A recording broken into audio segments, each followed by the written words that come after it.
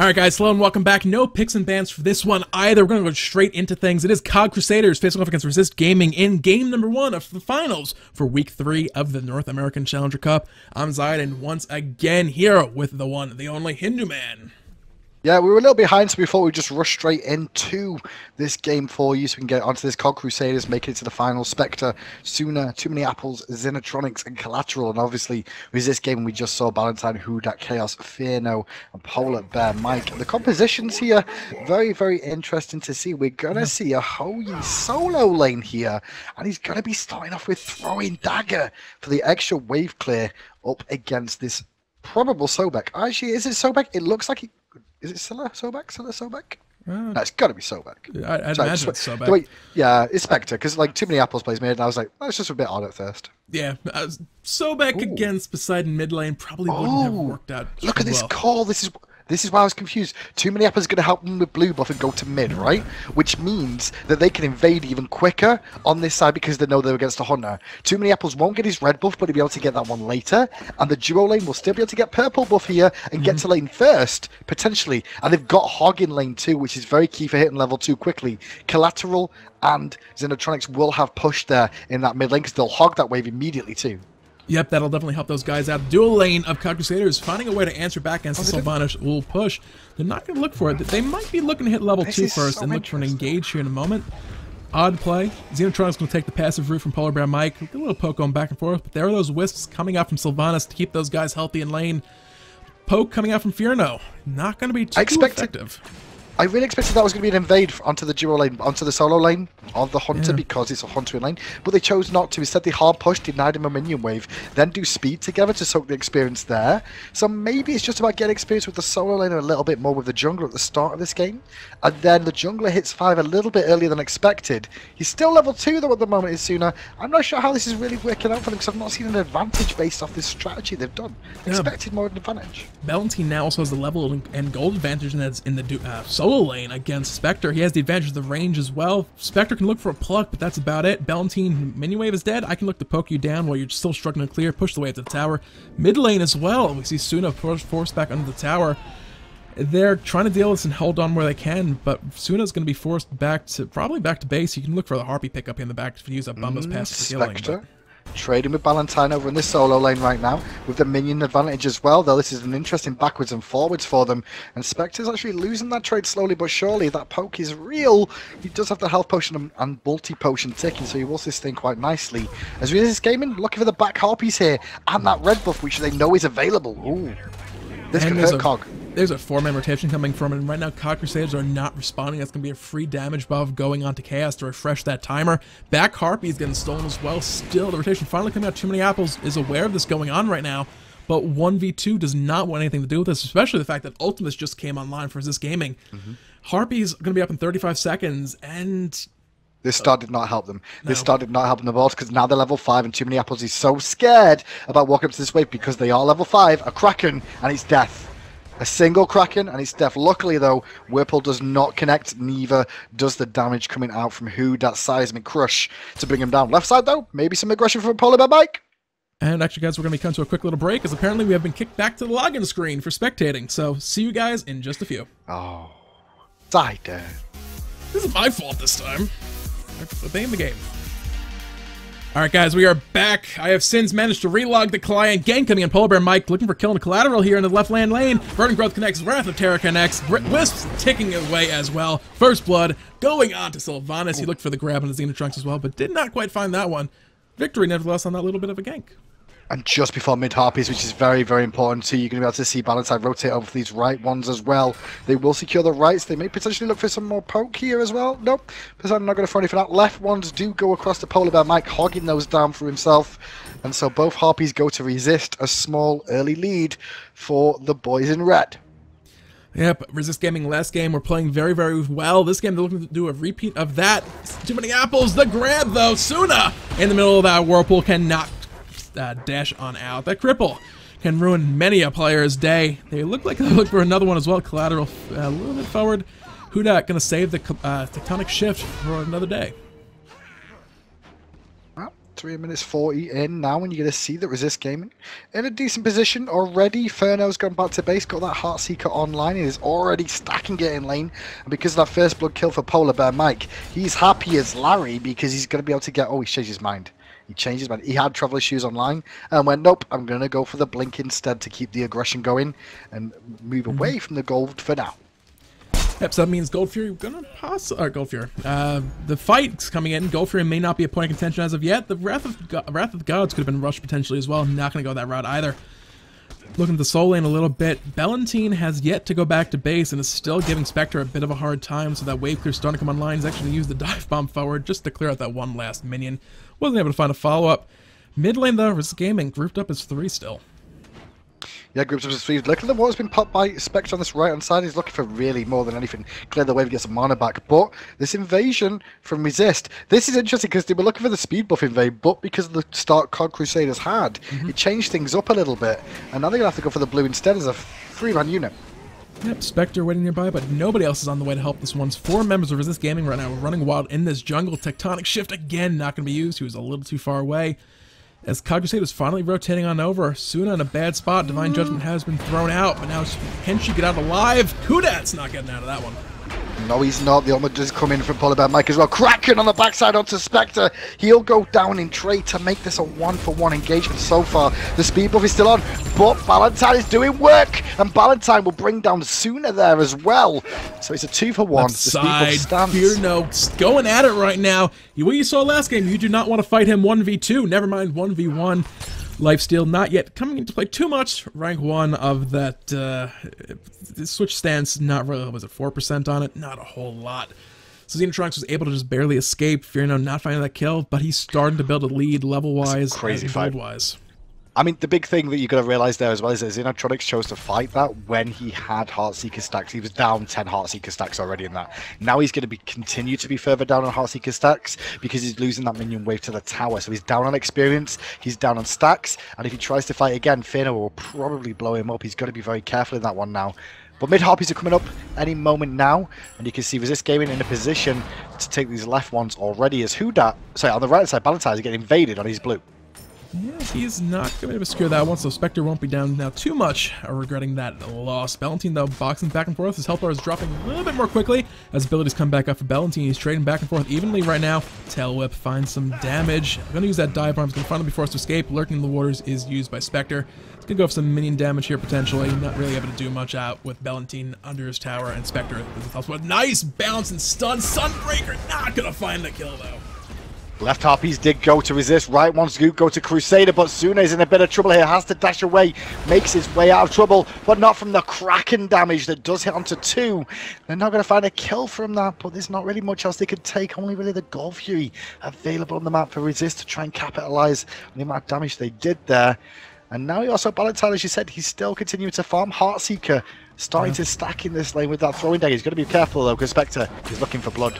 Yep, he's diving on that tower, not able to connect all those abilities to find that kill. Ballantine will live to find another day. Keep those 12 stacks on those at Heartseeker. Not the item I would expect them to necessarily pick up next, given he started with that throwing dagger. You know, typically when they picked it up, you go for the golden bow on the back of it, or boots, but Heartseeker provides movement speed. It's a lot of physical power very quickly, and he's not having any trouble with Spectre. He went Shoes of the Magi. There's no more protections coming online other than his inbuilt Guardian scaling.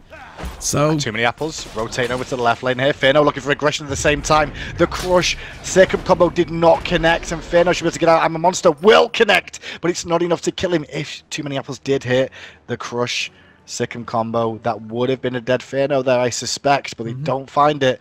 And now they're going to have to reset back to factory settings to continue farming as the sentry's cleared at the Gold Fury. But there's still one standing right now, Blue Ward. So the Gold Fury is keeping it all nice and safe there. So COD Crusaders will maintain vision control of the Gold Fury pit. For now, back in mid lane once again, where the party always seems to be these days, Spectre's going to take a decent bit of a chunk out of the health, or excuse me, going to lose a chunk of health on his right lane towers. Ballantine is looking to push this one down. He might find it right here. He's going to look to keep farming because he is still a hunter, but that frees him up potentially to look to rotate over towards the middle of the map if he's needed for a fight. Very true. Crush just connects to Chaos. Collateral a little bit caught out of position here. Going to get womboed in and Kraken immediately. Collateral. Well, he's collateral damage that time around, and now the Tectonic Shift comes out to Suna, who's trying to dash out, has to use the dash, but now the team's going to chase in. Sylvnaus here with the Axe of Destiny, and he's going to blow up that guy with the bladed arrow. Suna falls to the wayside too. Xbalanque with the poison, but he's got to run away from Huda as the Gold Fury attempt could be on. They have to be very careful with this one, not too many apples. Billy's going to be on cooldown, or off cooldown. Valentine finds Spectre over in that right lane once again. So it's a rough time over there for him. The Spectre late game, that Sobek will be tanky, will be a force to be reckoned with, but at the same time, Valentine, we don't see too much Hou-Yi, but he can have an absolutely devastating factor in these fights, especially with that extra physical penetration on the Mark of the Golden Crow. Late game against these tanky Guardian teams that everyone likes to pull out these days can be a huge factor. And then he has that Sunbreak as well for this big area of, I probably don't want to get struck by these giant suns falling from the sky. Harpy's due to spawn though at the moment, and neither team in a position to really do them, although in mid lane Huda going aggressive onto too many apples, going to get hit by that second. Not much more to talk about now as the left ones have spawned. No team really looking from that right now. A lot of pings going down the right hand side of the map, not sure why at the moment. There were red pings from Resist Gaming, I guess they were a little bit worried about the blue buff. Yeah. It's up and available. Valentine, I mentioned, not too worried about it at this point. It's always a nice thing to pick up. They'd like to keep Spectre as behind as possible, stop him from actually being able to catch himself back up. At the same time, with Gold Fury being a serious point of contention, Spectre does have teleport. It's on cooldown for about another minute, but after that, Valentine's going to have to be on top of his positioning and rotation to not find his team in a 4v5 fight over that Gold Fury. Oh, Blue Buff's been taken down by Spectre. Left hand side though, Xbalanque in a little bit of trouble against Sylvnaus here again. Uses Jaguar to try and clear out some of this wave as everybody else continues to farm. Sylvnaus wants a fight though. That was a nice stun. Unfortunately, wasn't able to follow up because of the tower. Xbalanque's going to be able to force him back for the time being at least. Sylvnaus is going to go ahead and start lifestealing. He has that. He doesn't have the Assy online yet. Just going to be lifesteal. Not even lifestealing. What am I talking about? Looking for the kill. The bladed arrow. Well, Collateral is here though with that taunt, got to connect into the damage, but Sylvnaus ignored Collateral immediately, went for the kill to force back Xbalanque away from going in, and now reinforcements are here for Resist Game, and the sustain of Polar Bear Mike will support with those wisps, and maybe they'll look for a play onto this tier 1 tower, or maybe this red buff. They definitely are in control right now. Sylvnaus not deterred at all by the fact that his health bar is under half. He has Sylvnaus nearby. Polar Bear Mike can use those wisps and heal him up quite quickly. Right side, Valentine looking for poke on the Spectre. The bounce off the Ricochet will miss as the main shot. He's going to use that dive bomb to run away for the time being. Gold Fury, though, has been started. Collateral, fully aware of this one. They're holding off damage for the time being. They don't want this one stolen away, but Sylvnaus in trouble. Yep, the big top, big Kraken, and that's going to be an evaporation of Crusaders. Dug down from too many apples, though. Secures Sylvnaus. Will he find the second one? He will onto Chaos, but it's not enough to kill. The flip onto Huda actually takes it to safety. Xbalanque is here on Xbalanque, but what can he do? Too many Spectres trying to help out as well. Not Spectres, whatever. Names are hard. Huda finds the kill to Xbalanque. Most of the damage is gone. The good pull from Polar Bear Mike on the Spectre pulls him back in. Good body block. And he's looking to run away. He should get out. Yeah. He might get out, yeah. Valentine's going to give it up. It looks like he's going to leave it for Chaos to bring this one down with the Whirlpool. But Athena's here. Chaos could die. No, that was lucky, because Chaos nearly could have died then. Oh, that is Defender of Olympus on cooldown. That is Athena stuck back in base, but with health bars as low as they were, and too many apples still working in the winds, looking for that opportunity to, well, kill anyone trying for that Gold Fury. Resist Gaming will not be able to go for that right now, but they found a couple more kills in that fight. And that was with Sylvnaus getting burst out and exploited really, really early, but once that happened, there was still Valentine rotating over from that soul lane just to pick up the slack of, you killed off our hunter, well, here's our other hunter. Deal with it. So, Double Hunter is working very, very well right now for Resist Game. We've seen a couple of Double Hunter compositions so far. They're not really working out as strong as everyone's been, favouring to, at least today. But talking about Sylvnaus right now, he might be in a bit of trouble. He's going to get 3-man ganked here. Yep, we'll have that Glory Bound here in just a second. Leap away, the taunt is down. Beads is on cooldown. He's going to be able to survive. Good stun, does catch Cloud. There's the Glory Bound. He loves that wall to buy himself as much time as possible.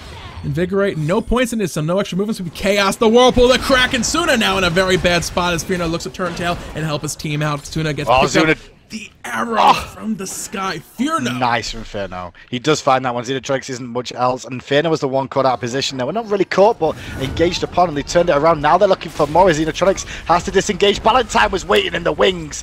Doesn't manage to find as much damage as he really wanted to out of that Sunbreaker. But it does buy his team a chance to go for this Gold Fury. Huda is actually keeping Spectre busy on this right-hand side. And that burst in the Gold Fury was insane. Was there even really a Gold Fury? Well, at one point there may have been, but now it is just this splattering of, well, we're not going to go there, but it died so quickly. That's the damage, the power of those hunters coming into play in that particular instance. You mentioned the double hunters not working out necessarily as effectively as we've seen previously, but it's still Resist Gaming. Fearno is someone who has to be shut down, and they're just not able to do so. Bellantine as well, doing very well at solo lane. Spectre in trouble over here right now. Defender Olympus is getting dropped in, but Spectre's going to be in a rough spot. They could potentially look to turn and fight, but Too Many Apples is here to help him out. He's going to drop down. Too Many Apples is here, but are they going to be able to find it? Too Many Apples is going to find who dat, but can they find Ballantine as well? This is a big commitment from Crusaders on this side, and that's going to leave Fearno solo against Xenotronics again. And Xenotronics needs to be very careful. They may lose the tower on this side unless Xeno can, defend it well enough. He should be okay though, I think, for now. Yeah, we've seen 2 games in a row so far. Fearno is not somebody you want to box with, period. It's somebody you don't want to go into a 2v1 against either. It's going to be, fortunately for Xenotronics, the stun did miss. That could potentially have been a kill otherwise. Fearno not deterred, going to force him back as C passive. Pop that lovely little purple glow, but not able to get any additional life still in the meanwhile. Fearno is going to look for this chase and kill. Teleport coming in, turning tail immediately. Still no point. 2 points actually, getting some points in there finally. Invigorate means extra movement speed online, which means he's just going to be that much harder to pin down and kill off. Well, Crusaders in a little bit of a tough spot here against this double hunter composition. They're looking for a pick on Polar Bear Mike, who blinks away nicely before Collateral can find the taunt there on Athena. And it's 12 to 3 right now, only 15 minutes in. The golden experience is getting a bit too much for the Crusaders to try and handle. They've got to try and make something happen sooner. This first game of the best of 3 is going to go to Resist. The biggest problem is, one of the best things you can do from behind is look for picks. The way Resist Gaming play this, there's no possibility of it. Dark Knight's coming out, Collateral in trouble, caught in that whirlpool from Poseidon, and picked up. Fearno gets that kill. Oh, Too Many Apples in the back, will miss with the ultimate. Chaos finds another kill. Apples, and Spectre. now Apples is in trouble too. He's going to get poked down by Fearno, but he will bring down Fearno actually with a crush as Chaos brings down his life. Spectre trying to do what he can with a tail whip to buy himself some time and deal some damage back, but he's surrounded by 3. He needs the charge prey for escape. He's going to juke out. He's got charge prey up. He's going to dash. Not very way to safety. It's the blink from Huda is going to be enough to bring him down. And right side, Ballantine is split pushing. He is soon trying to do what he can to deal with it, but Ballantine has a very, very large level advantage. As that stun, the ricochets coming out from Ballantine have been on point so far today. Finally, that stun. He could really look to dive as soon as those minions hit that tower. He'll play it a little bit safer. Sunbreaker drop down. Why not use your ultimate to wave clear? As soon as defending, you don't want to stick around because respawns are coming back up. But the way Resist Gaming are playing this game overall, the best way, initially at least, to start looking for a comeback is to find picks onto the enemy team.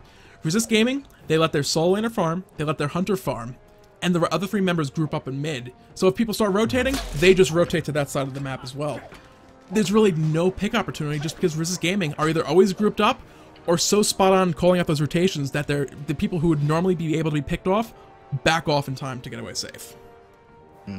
It's going to be a rough one now. I mean, it's been rough for the whole game for Crusaders here. They've got a composition that looks good on paper, but they're just really struggling in these engagements. The mid-harpy fights at the start. The early game is where I really want to blame the Crusaders' mistakes on. This decision to go for the blue buff start here side and not pick up the speed buff, it felt like they had a special game plan lined up.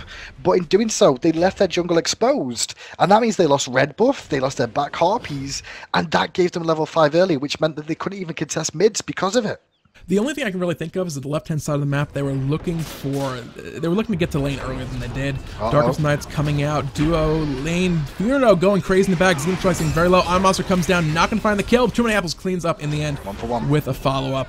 It's going to be a 1-for-1, but given the fact that Xenotronics very badly needed that extra bit of gold, and Spectre's in trouble on the right-hand side as well here up against Ballantine. Has to use Lurk in the Wall to get away, but there is the Sun Fury damage coming out from the Sunbreaker damage, and he does go down, and now that means somebody's going to come over here to rotate quickly to defend this tier 2 tower. Luckily, Too Many Apples is around, but this tier 2 should go down. Yep, 2 members coming in on the heels of Suna. There's going to be a kill onto her because she's about to run into a very unhappy Ballantine. It's like, I wanted this tier 2 tower, now I will kill you instead. That's a tectonic shift. All the abilities, Kraken! Plus, one more ticket of Tremor secures it.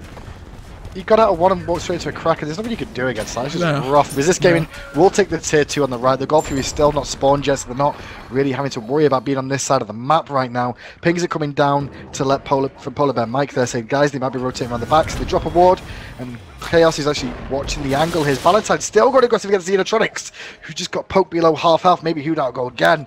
But here comes Collateral. Yep, they're trying to find a turnaround. Can they do that? However, the curse has just been popped. Up in the air, Ballantine dives back down onto the head of Too Many Apples, but he's going to fall beforehand. Who'dat answers straight on back. He's very low. He's no longer able to engage in this fight. Chaos going to use the Aegis to buy himself a split second of time, trying to find that counter kill into Xenotronics, but did not pay off. You said they didn't have to be too concerned about being outside the map. They paid for it with their lives, but at the same time, that gold tree that wasn't up a few seconds ago is up, and it is about to go down to Fear No and Polar Bear Mike. Yep, it will go down to them as well. So Resist Game continue to extend their lead. Even when they're fighting across the other side of the map, they're finding objectives elsewhere as well. It's a rough position for Crusaders. This Doom Orb on Too Many Apples, it does do great damage, but at the moment the stacks dwindling. He's still cost effective, but it's not as much damage as he'd really love to have online for himself. It's kind of situational right now because I think like every lane's really struggling. Spectre's struggling against Ballantine in this lane. Xenotronics is struggling against Fearno. And in mid lane, Johnny, I think mid lane was like the most even one, but the difference is that Chaos is getting all the kills right now. And it's really only Too Many Apples is actually behind because of the Gold Furies. Yeah, it is still a 10,000 gold lead at just prior to the 20-minute mark. So I think if Resist Gaming kind of... That last fight in the right lane, I feel like they might have thought they were a little bit further ahead than they actually were. Yeah, they were sticking at the gold field at the same time, so it made sense to stick around and draw some focus. But I think if they just realize, you know, we look back, even just a couple minutes ago, I pulled the timeline up the screen for a second. You can see 5 minutes ago even, there was pretty much no kills for COD Crusader. The last couple minutes, they've been finding answer kills in these little ganks and engagements. So we just have to be very careful not to let that keep happening, because COD Crusaders will be getting more gold in a kill-for-kill situation.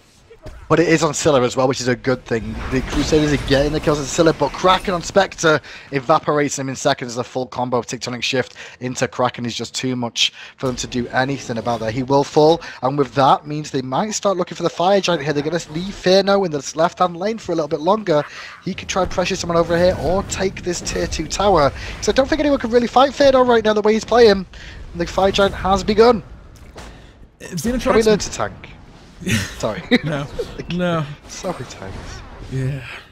Look for a couple picks here on the right side. Collateral getting kind of caught out here in the front. Can't preempt the strike through, people. He's able to kind of wait patiently, find the opportunity. The follow-up, though, is here. The Poseidon Whirlpool is down. Ballantine secures that kill. That is Wrath of the Gods removed from the table right now for COD Crusaders. We're going to see what they can do. Suma trying to do what he can, but we're going to see Too Many Apples drop down to the Whirlpool combo. Suna does get out to safety for now, being chased down by Ballantine. Some more Spectre back online, but now once again it's going to be a 4v3, sorry, 4v2 scenario. Xenotronics trying to defend against Fearno here, and the push, Axe misses. Grash uses the Jaguar. The trade is not going in Fearno's favour here. It's actually going to Xenotronics. He might be able to find the kill as he's a kick in for both hunters. The jukes are real. Fearno finds the kill in the last moment, using the bladed arrow to his advantage. Yep, surrender vote started, surrender vote completed in this particular game. COD Crusaders saying they have enough this time around. We made mistakes. We're going to look to regroup in game 2 and turn us back around in our favor. I mean, you can see the pressure that was coming out of that combo setup from Resist Gaming. Just looking across the board, you can see Nemesis, Suna was forced to pick up that Heart Ward. I like the idea of it. It spreads the load, gets those auras on the line that much earlier, but at the same time, it slows down the build out of Nemesis. She's looking for that early game damage, looking to be, she's not an assassin, she's building that bruiser route. It's not a bad build. I see the idea of it. If you're just burst out by Poseidon in a split second, you have no effect on the fight anyway, but at the same time, when you build those defensive items, you're not really able to do what you're looking to do. Nope, it's going to be a rough ass. Let's see what Crusaders can do next game, though, Zadin, because they didn't look too bad. They just really struggled in the early stages because of that start. Maybe if they fix their start, we could see a bit of a different game coming out from the Crusaders this time around. Or maybe their game plan just didn't get off to the right foot with this sort of strategy they had at the beginning of the game. We'll see what happens, guys, in game 2. We'll be back momentarily with that after this very short break.